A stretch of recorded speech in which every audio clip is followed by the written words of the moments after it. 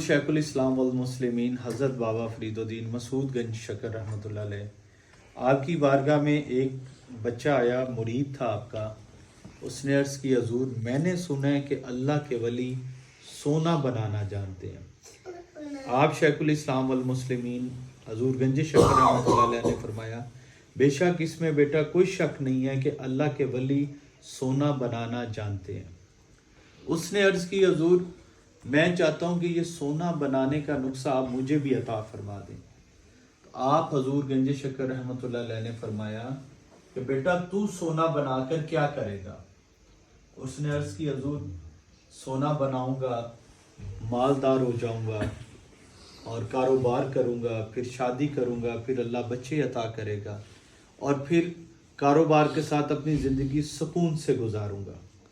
तो शेखुल इस्लाम वल मुस्लिमीन हजूर बाबा साहब रहमतुल्लाह अलैह ने फरमाया कि बेटा इसका मतलब है कि तुझे सोने की ज़रूरत नहीं है, तुझे सुकून की ज़रूरत है।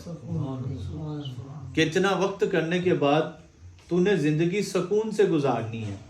तो अगर ये सब कुछ तेरे पास हुआ, बैंक बैलेंस हुआ, घर बार हुआ, कारोबार हुए, औलाद हुई, सारे मामलात, तो ज़िंदगी में सुकून ना हुआ तो फिर क्या करेगा। तो इससे बेहतर नहीं है कि मैं तुझे सोने के बजाय सुकून का ही नुस्खा बता दूं कि इतना वक्त करने के बाद जिस आस पे तूने जिंदगी गुजारनी है उसी का नुस्खा बता दूं। तो वो बाबा जी की इस बात को सुनकर एक दफा तो खामोश हुआ, फिर डरते डरते धीमे लहजे से अर्ज करता है, हजूर हाँ बेहतर तो यही है कि मुझे सुकून का नुस्खा बता दें। तो शेखुल इस्लाम ने जो फरमाया हजूर गंज शकर रहमतुल्लाह अलैह ने, आप फरमाते हैं कि बेटा जिस दिल में अल्लाह और उसके रसूल का जिक्र नहीं होता उस दिल में सुकून भी नहीं होता। कि यानी जिंदगी सुकून के लिए गुजारने के लिए हमारे ऊपर लागू होता है कि हम जिक्र अल्लाह और जिक्र मुस्तफ़ा को अपने दिलों में सजाएं।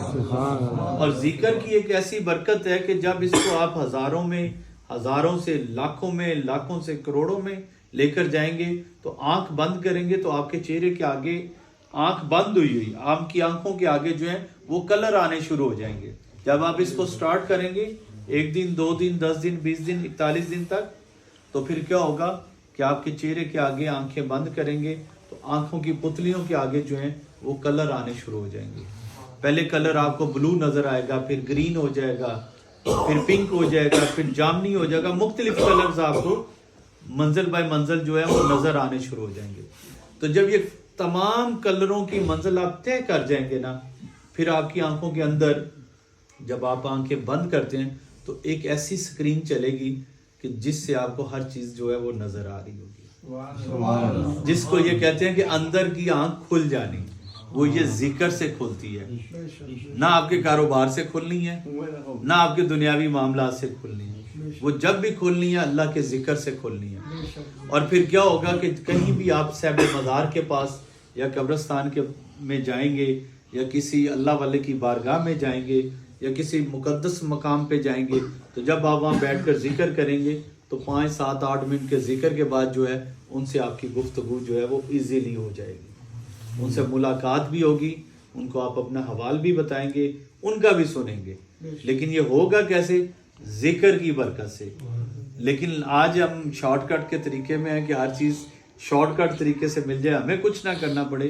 तो इसका सिंपल सी मसाल ये है कि आप 2000 बंदे को खाना खिला दें, जब तक आप खुद खाना नहीं खाएंगे भूख खत्म नहीं होगी।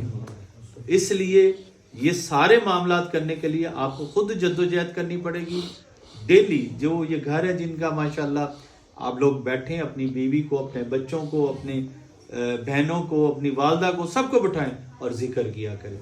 इंशाल्लाह इस जिक्र की बरकत से घर से बीमारियां खत्म हो जाएंगी, परेशानियां खत्म हो जाएंगी, कारोबार बेहतर हो जाएगा, औलाद फर्मा बरदार हो जाएगी, हजारों दरवाजे रोजगार के खुल जाएंगे। लेकिन ये होगा जिक्र की बरकत से। और ये जो घर में हमारे हम सोचते हैं कि इतनी परेशानियां आ गई हैं और इतनी मुसीबतों के पहाड़ हम पे गिर गए हैं, उसकी वजह क्या है कि अल्लाह किसी से नाराज नहीं होता। बंदा अपने किरदार से अल्लाह को नाराज करता है, लेकिन उसको बनाने का तरीका क्या है कि उसकी बारगाह में जिक्र करना और इस्तगफार करते रहना। استغفار کا بھی بہت بڑا عمل ہے، لیکن کوئی بھی ذکر کو آپ وظیفے کے طور پہ نہیں کر سکتے. یہ یاد رکھیے گا بات. آج ہر آدمی کہتا ہے کہ وظیفہ بتا دیں. ہم نے ذکر کرنا ہے، وظیفہ نہیں کرنا. وظیفے سے کیا ہوتا ہے کہ جس اسم اعظم کی ہم تلاش میں ہوتے ہیں، جب وہاں تک پہنچتے ہیں تو ہم سے گڑبڑی ہو جاتی ہے. کوئی کبیرہ گناہ ہو جاتا ہے، کوئی کھانے میں جو بدبریزی ہو جاتی ہے، کوئی ناانصافی ہو جاتی ہے، تو وہ نظام خراب ہو جاتا ہے. تو ہم نے کیا کرنا ہے کہ جو نظام چل رہا ہے اس کے ساتھ چلنے کی کوشش کرنی ہے، اور اسی تالاب میں غوطہ لگانا ہے جس میں ہزاروں بزرگان دین نے لگایا تھا. یعنی ہمیں عامل بننے کی ضرورت نہیں ہے، ہمیں کامل بننے کی ضرورت ہے. جب آپ کامل ہو جائیں گے تو عاملیت آپ کے پیچھے ہوگی، زبان میں تاثیر پیدا ہو جائے گی. کن فیکون کی اللہ طاقت عطا کر دے گا، سوچیں گے تو ہو جائے گا. لیکن کیسے ہوگا؟ اللہ سے محبت اور اس کا ذکر ضروری. آپ دیکھیں کہ جن اولیاء اللہ نے اپنی زندگیوں میں اللہ کا ذکر کیا تو کتنا کیا؟ اگر ہم سوچیں تو کتنا کیا؟ 10 سال، 20 سال، 50 سال، 100 سال. بابا جی حضور کی 95 سال کی عمر ہے، ایک روایت میں 105 سال ہے، ایک روایت میں 157 سال ہے. تو 157 سال میں کتنا ذکر کیا ہوگا؟ 50 سال کر لیا ہوگا، 100 سال کر لیا ہوگا. یہی ذکر کی عادت ہے نا کہ انسان کی، آج کے دور کے انسان کی 50-60 سال لائف ہے، یا 40 سے 70 سال کے درمیان. اپنی زندگی میں کتنا ذکر کر لے گا؟ مخصوص سا ہی کرے گا. لیکن اللہ کا کمال دیکھیں، اللہ کی وادنیت دیکھیں، اس کا کرم نوازی دیکھیں کہ کوئی بندہ کتنے بھی لمحے اللہ کو یاد کرے، اللہ اپنے بندوں کو قیامت تک یاد کرواتا ہے. یعنی ولیوں کی حد ہے کہ انہوں نے مخصوص اپنی زندگیوں میں ذکر کیا، لیکن ان کا ذکر ایسا تھا کہ آج 1000 سال بعد بھی حضور داتا علی اجویری رحمت اللہ علیہ کا نام ہے. آج 900 سال بعد حضور خواجہ غریب نواز کا نام ہے. 850 سال بعد حضور بابا صاحب کا نام ہے. آپ دیکھیں کہ 800 سال بعد جو ہے، 800 سال کے بعد حضور غوث الاعظم کا نام ہے. وجہ کیا؟ کہ ان کے دل زندہ ہے. اور دل کیوں زندہ ہے؟ کہ انہوں نے اپنے دل سے ذکر کیا. ہم نے جو ذکر کرنا ہے زبان سے نہیں کرنا، دل سے زیادہ فوکس کرنا ہے. بابا جی نے اس بات کو بڑا خوبصورت بیان کیا، اٹھ فریدہ ستیا جھاڑو دے وچ مسیت. یعنی یہ دل کو صاف کرنے کی بات کی ہے. ظاہری تو کوئی عمل نہیں ہے. ہم لوگوں کو دکھانے کے لیے عمل نہ کریں، ہم اندر سے اپنے آپ کو صاف کریں.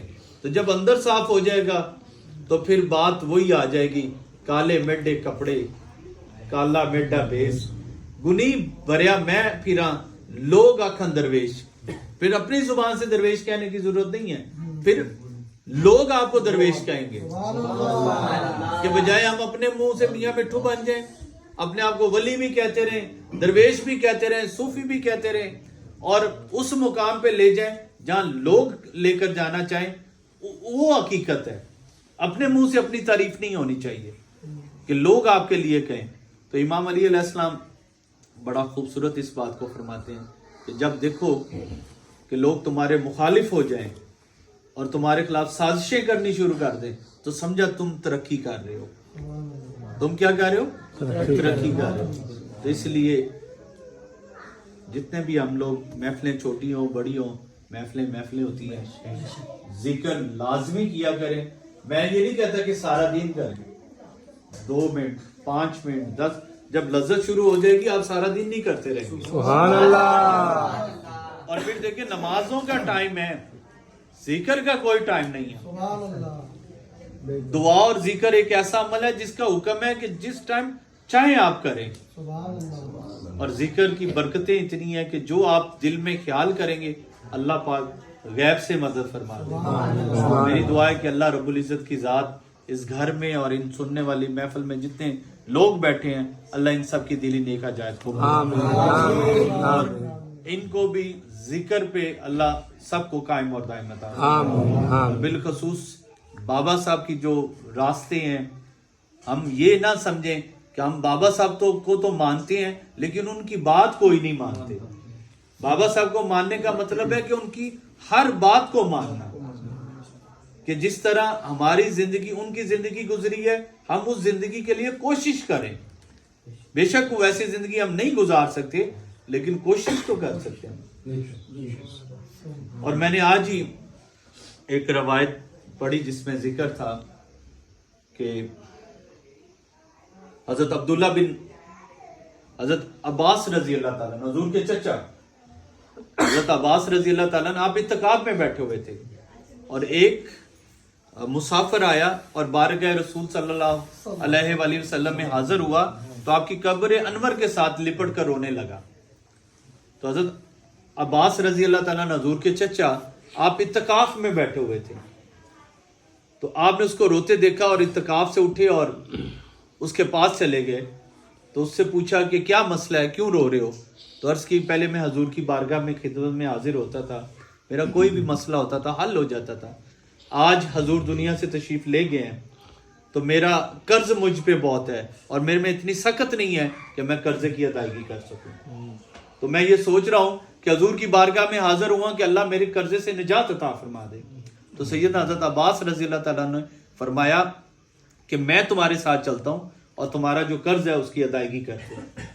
جب آپ مسجد نبی سے نکلے تو اس شخص نے بڑا لطیف ایک سوال کیا کہ حضور آپ تو اعتکاف میں بیٹھے ہیں تو آپ کا تو اعتکاف ٹوٹ جائے گا.